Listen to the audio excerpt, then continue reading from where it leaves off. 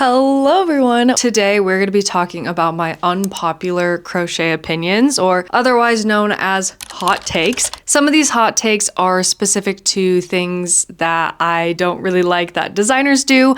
Others are just general makers. And then I have one personal one that I know people don't agree with me, but it's my hot take nonetheless. Hopefully I don't offend anyone. That is not the purpose of this video. Obviously we have our own opinions, so I would love to know your opinion and if you agree with any of these. And I would definitely also like to know if you disagree with any of these and let me know why. On top of that, if you have any hot takes that I did not mention in the video, I definitely want to know those as well. I have my little list here. So let's get right into it. I just have this Monstera leaf in my face. Okay, we're going to start with designer hot takes first. So this is specific to like what other designers do and what I don't like.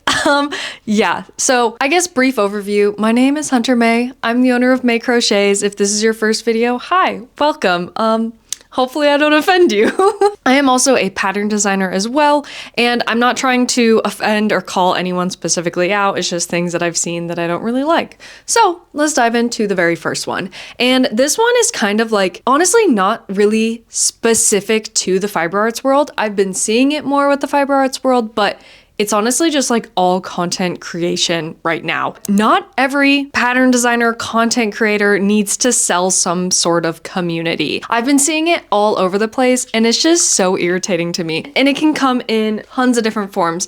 People that have some sort of like subscription tier that you pay per month to be part of this community. There's some on YouTube, there's Patreons, there's whole new community websites that are released now to be part of this fiber arts community. And it's just gotten so overwhelming and I'm kind of over it. No one wants to be spending tons of money every month to be able to be in this like group chat of people. I don't know. The like YouTube, Patreon makes more sense to me just because the content creator, pattern designer is providing a service or some type of like incentive to do so. But the communities that you're just there to be able to talk to people is just really annoying to me. Yeah, so that's my first hot take. Let me know how we're feeling about that one. Okay, so the next hot take, I've also been seeing this all around the community and I'm kind of tired of it, and in the best way possible. I'm gonna try to not hurt feelings on this. There's like a huge asterisk with it because there's a lot that I do like. I don't think every designer's next step in their career has to be writing a book. There have been so many designers recently that have released a book or in the process of writing a book, and it's super cool and it's such a good goal and like such an exciting thing to happen. I've endorsed a couple of these books. I have received some of these books and they're great books, but I just think it's crazy now. There's so many people writing and publishing books right now, which yeah, on one hand, it's crazy cool. On the other hand, it's getting overwhelming. Let me know what you guys think about that. And I don't think my hot take is that people need to stop, but I just don't think it should be on everyone's mind to be the next step in their career, if that makes sense. There's so many other things that we could do, and everyone is seeing other people write books, so they're thinking that, oh, my next step should be writing a book. All right, next one. So I really dislike when you buy a pattern and in the pattern it specifically says you cannot sell finished items of this pattern. My hot take is that designers can't do anything about it if someone actually did sell a finished item. There's no legal standing to it at all. They have rights to the pattern, so don't go sell their PDF pattern or their pattern and the written words in the pattern at all. But just typing in your pattern that no one can sell the finished products, there's like no standing to that, and I really dislike it. Yeah, I mean, obviously don't be rude. I have reached out to a pattern designer asking if I can sell finished items of their pattern, and they said yes, but in their pattern they didn't say nobody could. They said to reach out first, so I was like, well, I'll just reach out. But if they would have said no, I probably would have been a little irritated, you know? So it's a good thing they said yes, but I also don't know what I would have done if they would have said no. Yeah, I just think that designers shouldn't be doing that at all. It makes sense when we're talking about, I don't know, like a large company selling it. Like I know a lot of sewists do that. That way giant clothing companies can't steal their patterns and distribute it themselves.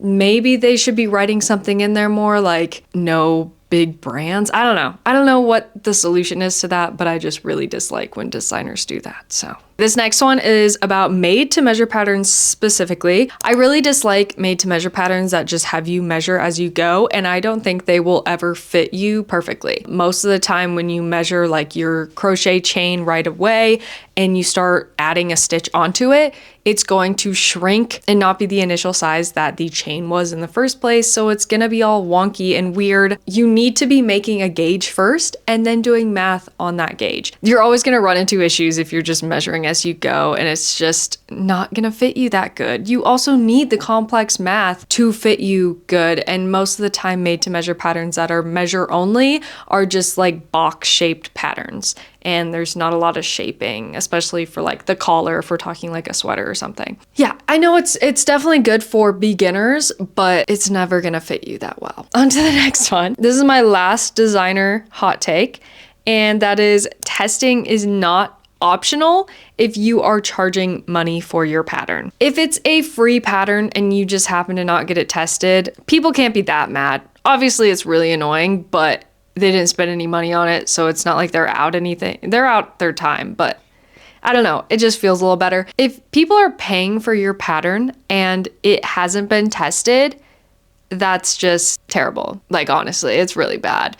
People are expecting that they're buying something that's going to work for them, and then if it doesn't, that's super irritating. So yeah, those are my last of my designer hot takes. So let's move on to the general maker hot takes that I have. But brief pause. I'd love for you to comment down below. Let me know if you have any designer hot takes or if you disagree or agree with any of mine. And we'll move on to general maker hot takes. So general maker hot takes. I don't think you guys are gonna agree with me. I feel like the majority of people don't agree with these, so we'll see what you guys think. Okay, so the first one is that you need to be making a gauge swatch. A gauge swatch is not a scam, okay? Everyone acts like it's not, like it's so haha, so funny that we don't ever wanna make a gauge swatch. Haha. Everyone hates gauge swatches. I'm not gonna do that. You need to make one, okay? It's so important to make sure that the pattern that you're making, especially if it's a garment, I'll give you leniency if it's not a garment that you're making. But if you're making a garment, you have to make a gauge swatch to make sure the garment is actually gonna fit you with the pattern that you're following. If you don't make a gauge swatch, that pattern is most likely not gonna fit you. Hopefully, I yelled at you enough and you decide, but people are so stubborn with this and it irritates me. We're moving on. Okay, this one also, I had a viral video that I posted like 2 years ago. Like it's been a while. And it was literally just a video of me weaving in my ends. And everyone always comments like, oh, I just tie my ends and cut them right off. And it makes me want to scream. You can't just cut your ends off. Everything is going to come undone and your project's gonna fall apart. So much wasted time to just have your project fall apart. Don't do that. Weave in your ends. It definitely takes some skill. Like it's part of the skill that comes with learning how to crochet. You gotta just learn how to weave in your ends. And if you guys want some tutorials on how to do so, let me know. But don't just tie them off, okay? There's so many people that just do that and then they'll like wash something in the washing machine and then it all just falls apart. You don't want that to happen to you.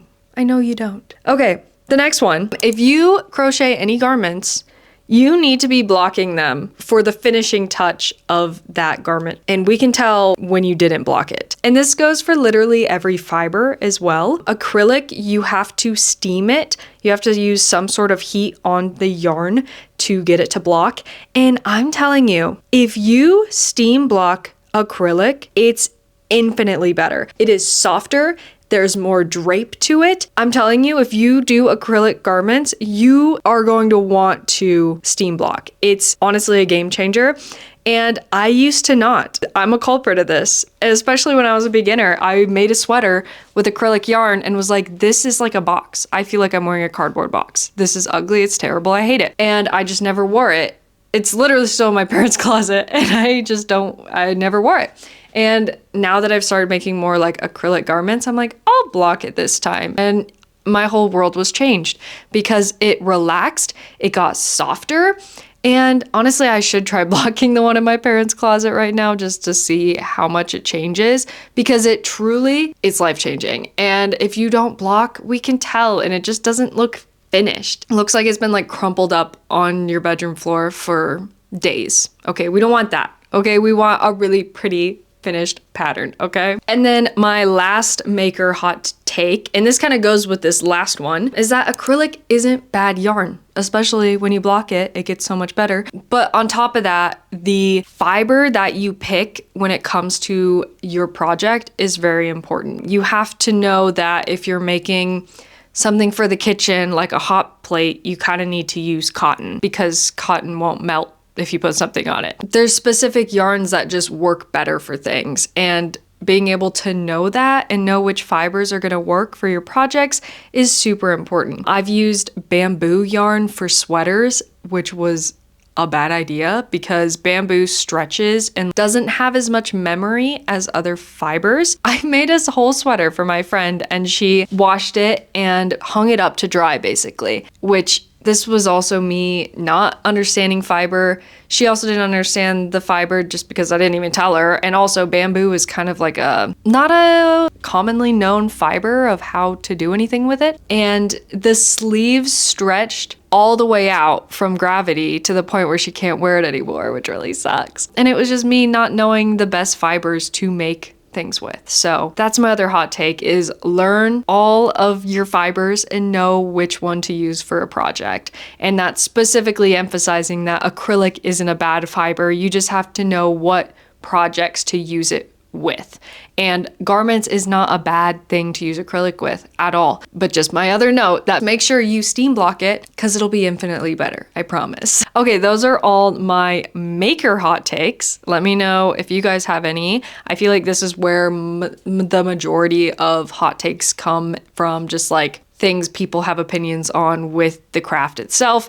Those are the ones I could think of that weren't just like, I don't know, just dumb opinion things. I feel like I talked myself into a lot of like, well, there's a time and place for that, you know, but these are the ones specifically that I feel very strongly about. Okay, now to my final personal hot take. I'm pulling you in close for this one because you guys are not gonna agree with me. Probably a majority of you are not gonna agree with me, but that's fine. Okay, are you ready for it? I hate granny squares.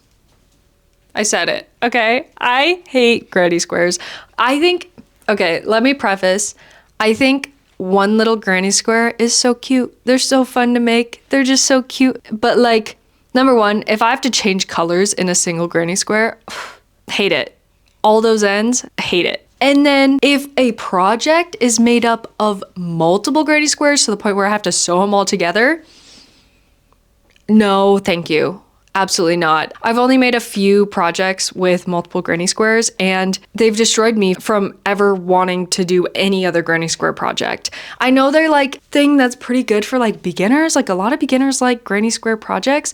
I just don't. I can't. These sewing together, I hate sewing things, so sewing that many things together, and then you're left with so many ends. I also hate weaving in all my ends, but I gotta do it. Don't be cutting them off, okay? I like the look of them. I think they're cute. I like projects with them. Personally though, hate doing them. Yeah, let me know if you agree with me at all. Also, granny squares make for kind of like terrible construction, like especially when it comes to garments. You can't really change it a stitch or so to make it more fitted, like a more fitted sleeve or anything like that. You're stuck with these square measurements, so it's usually not gonna fit as well as a crochet pattern that is specific stitch by stitch per row, if that makes sense. It's cute for oversized things, but that's really the only garments that work out, in my opinion. Yeah. That's my one personal. I was trying to think of other ones that I would like, a personal thing that I just feel very strongly that I know a lot of people will not agree with me. And I'm okay with this one with people not agreeing with me, obviously. Like I'm not gonna ever say, don't create any granny square things. And that's kind of how I'm describing and labeling my personal hot takes. And I don't know if I can think of any others right now, but I would love to know what yours are that you're like, obviously it's okay with other people doing this, but I personally am not gonna do it, you know? Yeah, I'd love to know what you think. That is all I have for my hot takes. I hope you enjoyed this video. It was just a super quick, fun video I wanted to do of all of my little hot takes and opinions. Love to know if you agree or disagree with me on any of them. And I'd love for you to check out my other videos as well. If you wanna get more into the drama things, I create a lot of Reddit drama videos. But thanks so much for watching and I will see you in the next video. Bye! I wish I could leave my skin behind in this old rented room, float my way across the great divide and be buried